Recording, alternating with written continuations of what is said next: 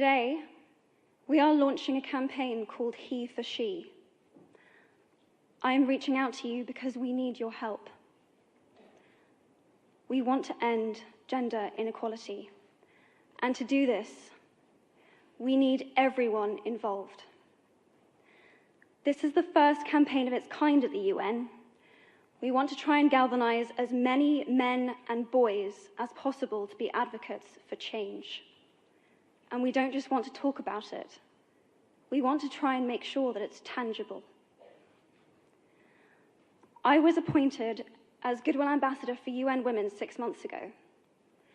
And the more I've spoken about feminism, the more I have realized that fighting for women's rights has too often become synonymous with man-hating. If there is one thing I know for certain, it is that this has to stop.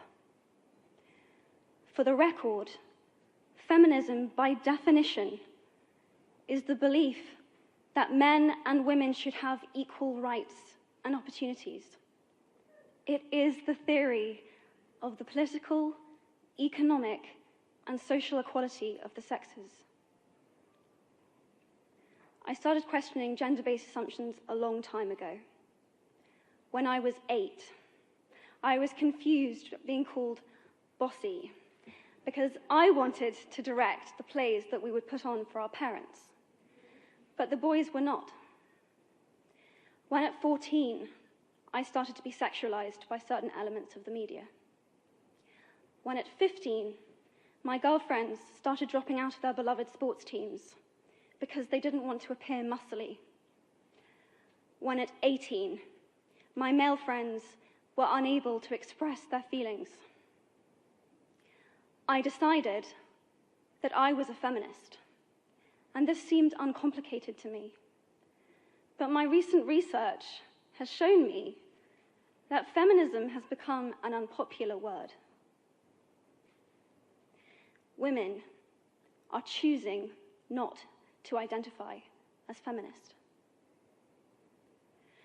Apparently, I am among the ranks of women whose expressions are seen as too strong, too aggressive, isolating, and anti-men, unattractive even. Why has the word become such an uncomfortable one?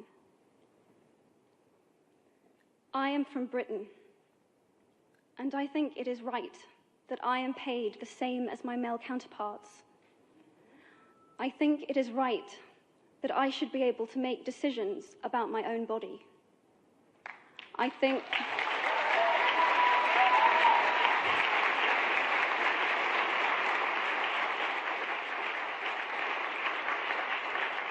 think it is right that women be involved on my behalf in the policies and the decisions that will affect my life.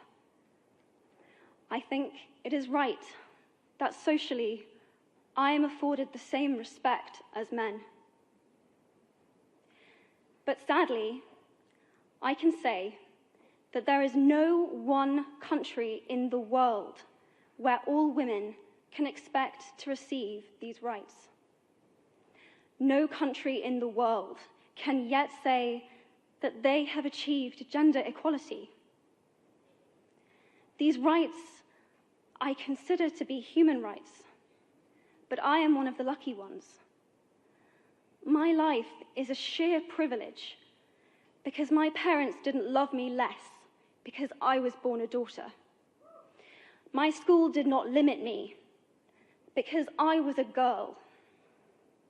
My mentors didn't assume that I would go less far because I might give birth to a child one day. These influences were the gender equality ambassadors that made me who I am today. They may not know it, but they are the inadvertent feminists who are changing the world today. We need more of those. And if you still hate the word, it is not the word that is important. It's the idea and the ambition behind it.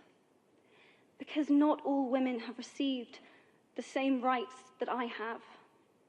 In fact, statistically, very few have been. In 1997, Hillary Clinton made a famous speech in Beijing about women's rights.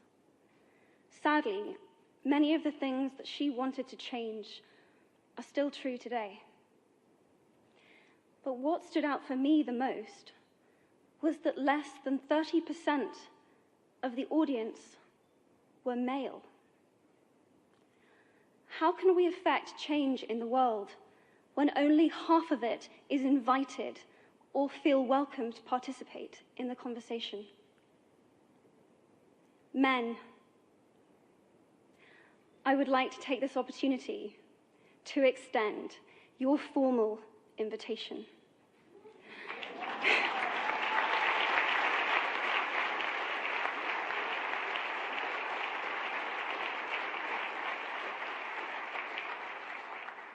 Gender equality is your issue too.